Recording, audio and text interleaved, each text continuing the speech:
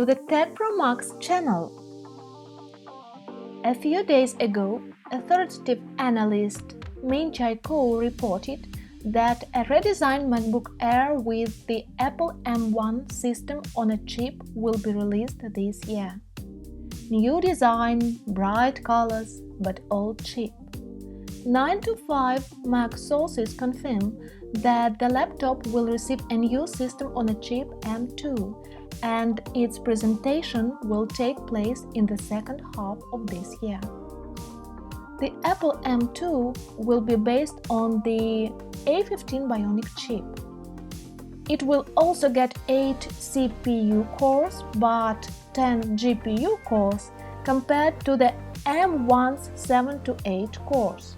Sources also confirmed that Apple is working on an update to the 13-inch MacBook Pro with the M2 chip.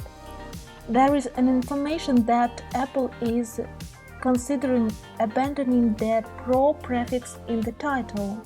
That is, the laptop will turn into a MacBook and become the base device in the line. Earlier it was reported that the update MacBook Air will rise in price, so that the regular MacBook will be cheaper. Insiders do not report the exact release date. Both laptops are currently under development and could be introduced in the second half of 2022.